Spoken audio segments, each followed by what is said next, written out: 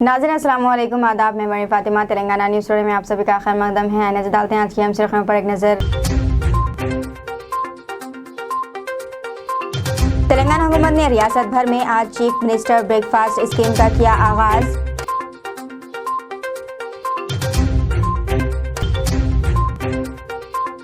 Cans technology company Hyderabad के Conor clan में अपना OSAT और कंपाउंड सेमी कंडक्टर मैन्युफैक्चरिंग मरकज़ कायम कर रही है। बीजेपी के कौमी सदर JP नड्डा और रियासती सदर किशन रेड्डी ने कहा है कि आइंदा इंतखाबात में BRS की खानदानी हुक्मरानी का खात्मा होगा।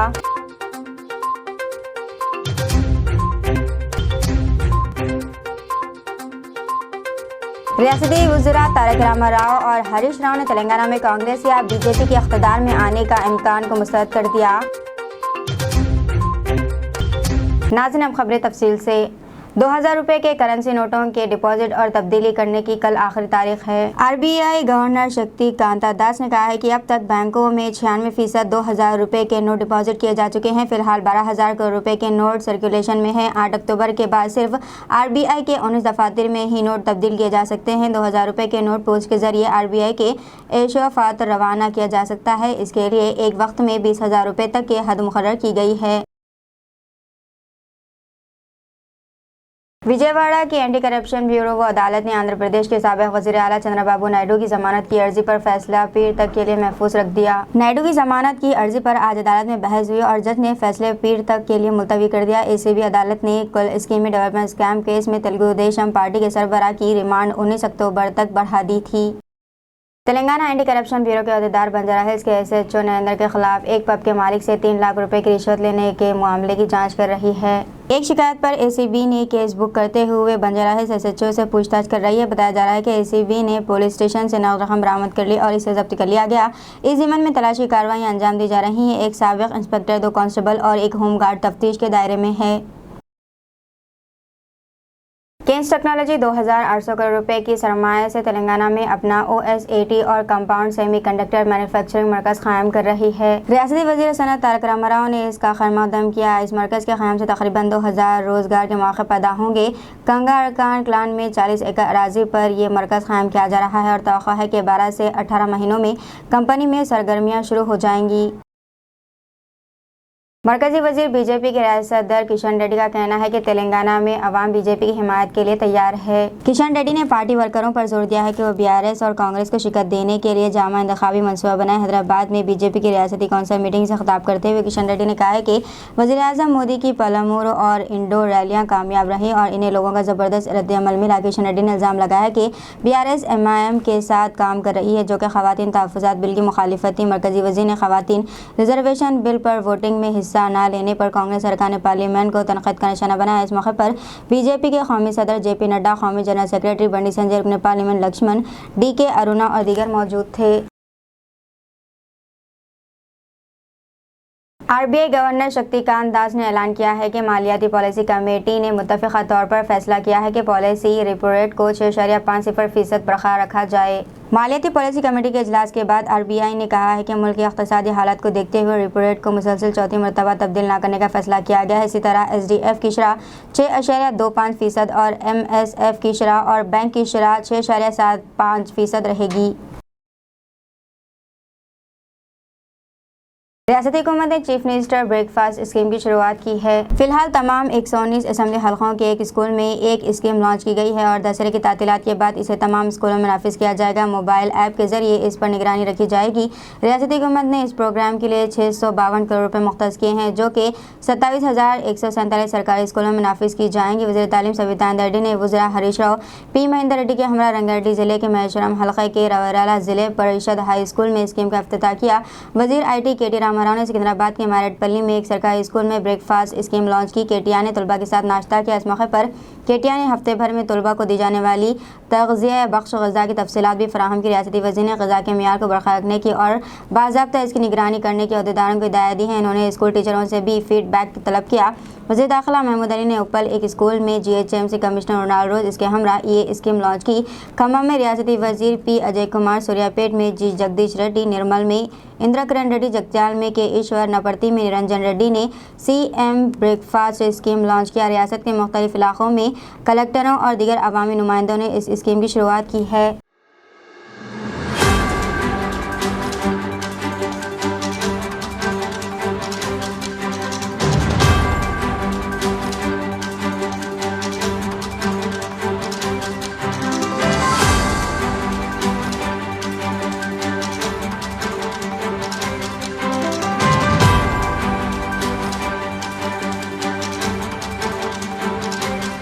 रियासती वजीर ID तारक रामाराव ने मुश्तरका वरंगल ज़िले में 900 करोड़ रुपए के मालियत के कई तरक्याती प्रोग्राम शुरू किए। एक अवामी जलसे से खिताब करते हुए तारक रामाराव ने कहा कि नौजवान जहां कहीं भी हो इन्हें रोजगार मिलना चाहिए। इन्होंने कहा कि ID शोबे का मुस्तकबिल 2 शहरों हैदराबाद और वरंगल में रहेगा।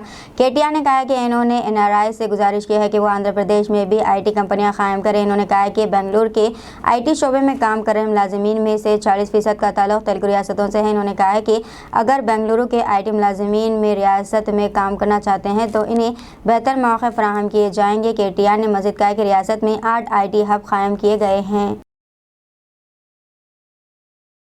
हैदराबाद के पुराने शहर में वाक़ 17वीं सदी के तारीख़ी फवारा गुलजार हाउस की तजदीदकारी के बाद इसे दोबारा खोला गया। MIM के सदर असदुद्दीन ओवैसी ने बल्दी नज़्म व नक्श व शहरी तरक्की के ख़ुसूसी चीफ सेक्रेटरी अरविंद कुमार के हमरा इसका इफ्तिताह किया। खुले ख़ुतब शाह अर्बन डेवलपमेंट अथॉरिटी ने दक्कन टेरेन हेरिटेज के साथ मिलकर 4 महीने की मुद्दत में 30 लाख रुपए की लागत से गुलजार हाउस की तजदीदकारी की है।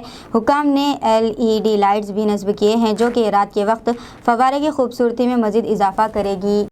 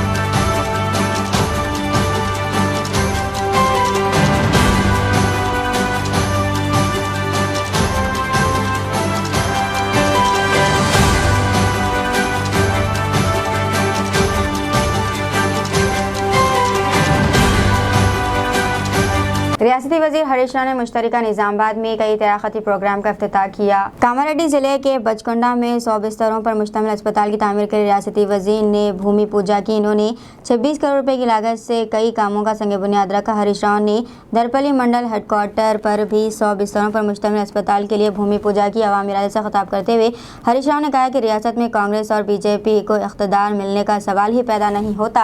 हालांकि मरकजी हुकूमत का ताउन नहीं मिल रहा है, इसके बावजूद हर जिले में एक मेडिकल कॉलेज कायम किया जा रहा है। हरीश राव ने कांग्रेस पर गलत सर्वे के जरिए अवाम को गुमराह करने का इल्जाम लगाया है। बीजेपी పాలనలో దరిద్రులు పాలించిండ్రు, అందుకొరకే మనకి ఇక్కడ కరెంటు లేకుండే, మనకి ఇక్కడ మంచినీళ్ళు లేకుండే, మనకి ఇక్కడ నీళ్లు తాగుదామంటే నీళ్లు లేకుండే, మనకి ఇక్కడ పొలాలకు నీళ్లు కావాలంటే నీళ్లు లేకుండే, ఇక్కడ కేవలం దరిద్రులు పరిపాలించినప్పుడు ఆత్మహత్యలు పాము కాటులే ఉండే। అందుకొరకే మీ అందరినీ కోరేది ఒకటే, ధర్మాత్ముడు లాంటి కేసీఆర్ గారిని ఎన్నుకోండి। మళ్ళీ ధర్మాత్ముని ఎన్నుకుంటే ధర్మాత్మ పాలించి మనందరం కూడా సస్యశ్యామలంగా ఉంటాం, మన తల్లులు బాగుంటారు, మన బీడీ అక్క చెల్లెలు బాగుంటారు, అందరూ మన పిల్లలు బాగుంటారు।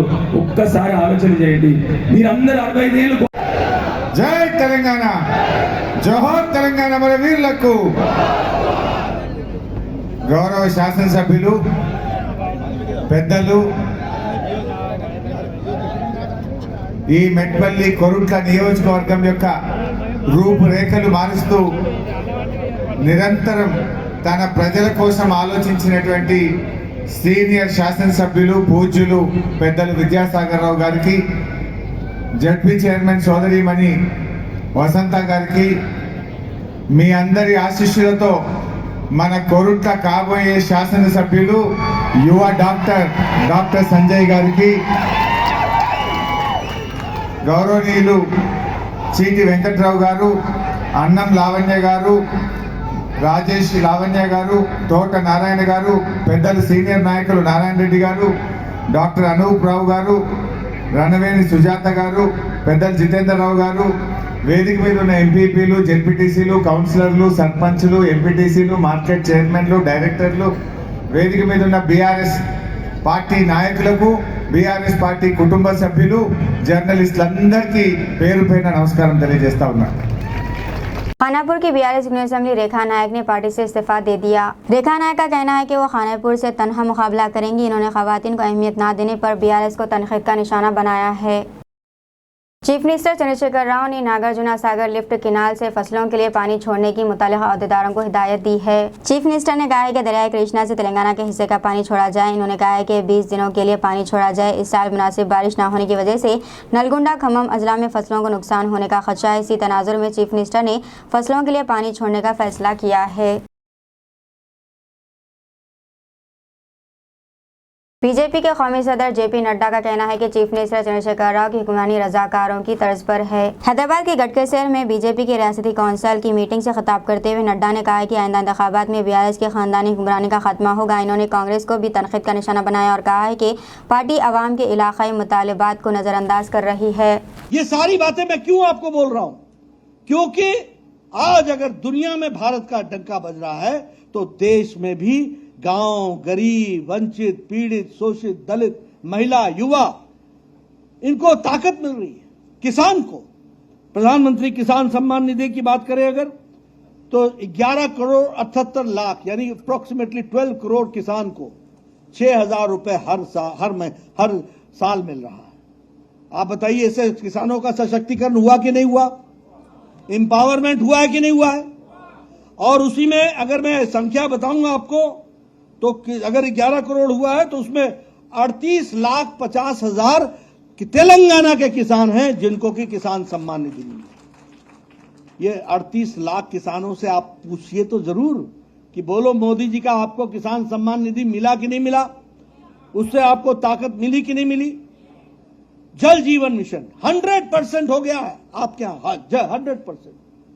और यहीं पर किशन रेड्डी हम आपके साथ गए थे, संजय बंडी हम आपके साथ गए थे, हमारे लक्ष्मण जी आपके साथ गए थे, जब यहां पर बिकॉज ऑफ बैड वाटर उनके हेल्थ कंडीशंस को असर पड़ रहा था, उनके हाथों का असर पड़ रहा था, उनके दांतों का असर पड़ रहा था।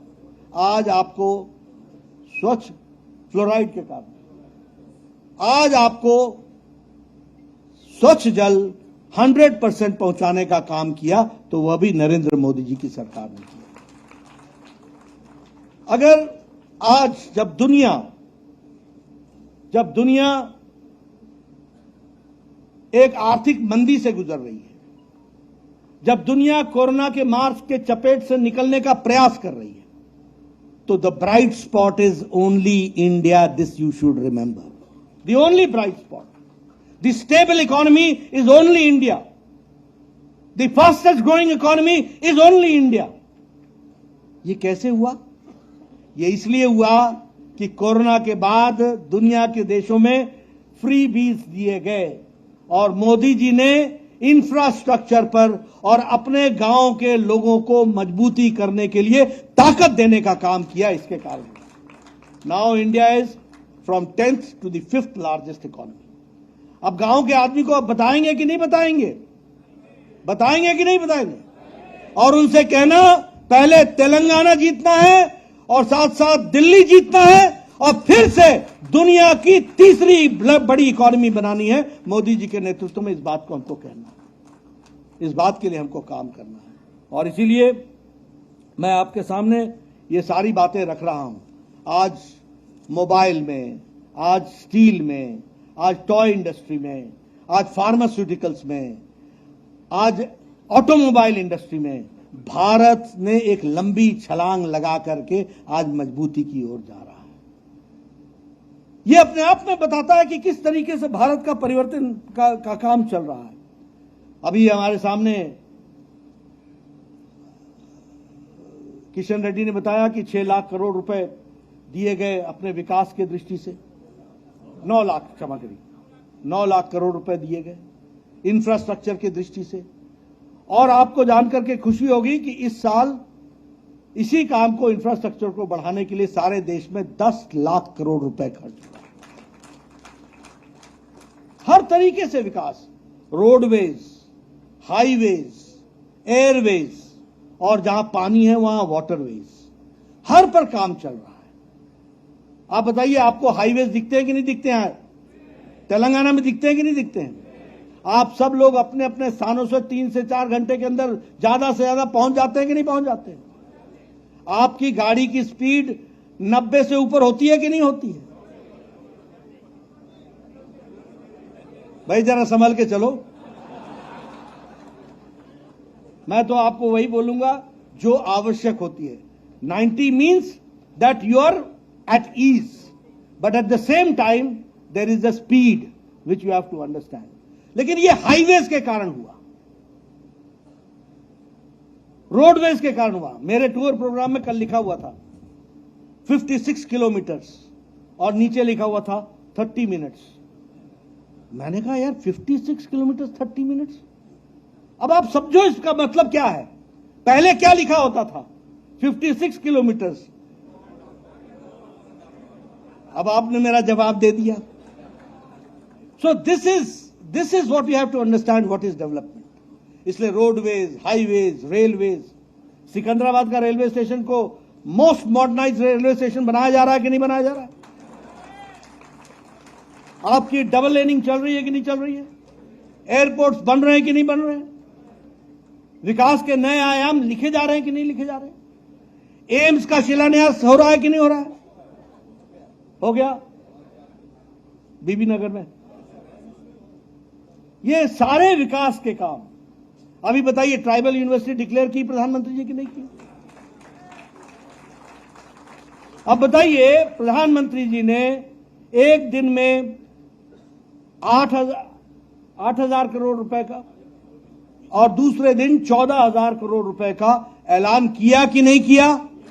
यह तेलंगाना को तोहफा है कि नहीं है? अब मैं आपसे एक बात पूछना चाहता हूं कि मोदी जी ने तो पैसा दे दिया, लेकिन अगर यहां बैठा केसी बीआरएस लीडर गुड्डम श्रीनिवास यादव ने कहा है कि गोशामहल हल्के में बीआरएस की जीत की कोशिशें करें। नामपली एग्जीबिशन ग्राउंड हैदराबाद में गोशामहल बीआरएस लीडर गुड्डम श्रीनिवास यादव की क़यादत में एक मजहबी व रूहानी इज्तिमा का इनेकाद किया गया। जलसे में हल्के की हज़ारों की तादाद में अवाम ने शिरकत की। हॉल दिनम के तरानाओं से गूंज उठा। इस मौके पर गुड्डम श्रीनिवास यादव ने कहा कि वो एक दलित वाड़ा बस्ती में रहते हैं और ये रूहानी इज्तिमा गरीब तलबा के लिए मुफ्त तालीम जैसे कई समाजी प्रोग्रामों की कामयाबी के मुबारक मौके पर मुनक़िद किया गया। इन्होंने मौजूदा MLA राजा सिंह पर सख्त तनक़ीद करते हुए कहा है कि वो सिर्फ हिंदुत्व एजेंडे के साथ MLA के तौर पर जीते हैं। इस हल्के के लोगों की तरक्की के लिए कुछ नहीं किया। राजा सिंह ने गोशामहल हल्के को तरक्की से दूर रखा, अपने एजेंडे से करोड़ों रुपए की चोरी की। इन्होंने BRS के हर कारकुन को आपस में तालमेल से काम करने और BRS की जीत के लिए BRS का परचम लहराने और बुलंद करने का मशवरा दिया और कहा है कि क़यादत ने जिसको भी टिकट दिया है सब मिलकर इसकी जीत के लिए काम करने तैयार है।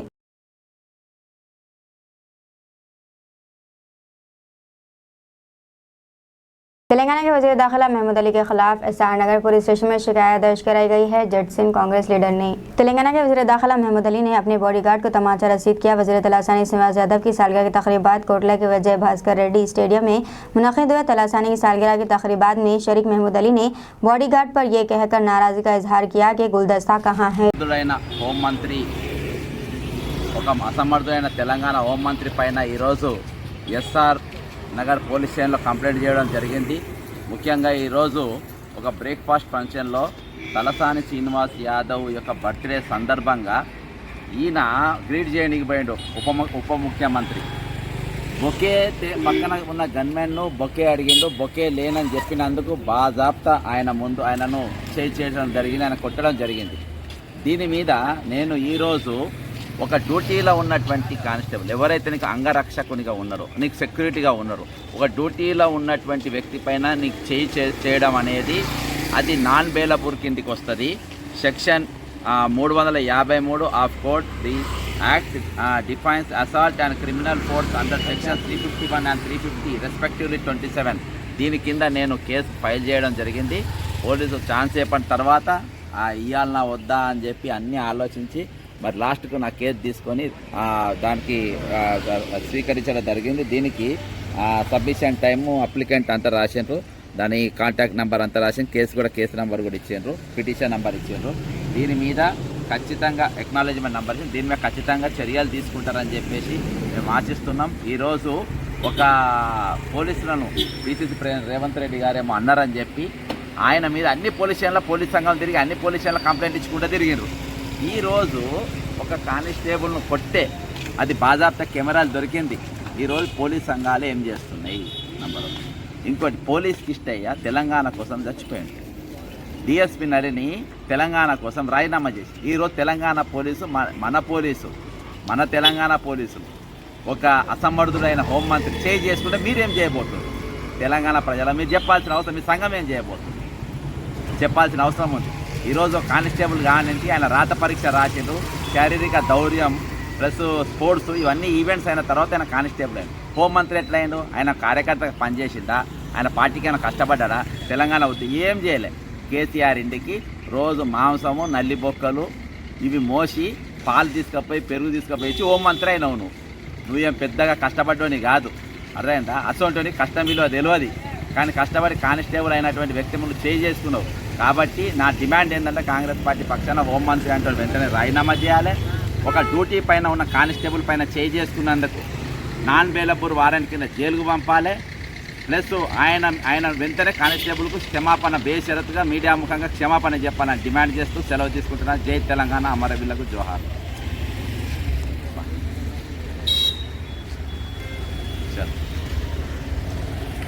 दीजिए नाज़रीन, मेरे फातिमा को इजाज़त, मिलते हैं अगले न्यूज़ बुलेटिन में। तब तक के लिए हमारे चैनल को लाइक, शेयर और सब्सक्राइब करना ना भूलें। अल्लाह हाफिज़।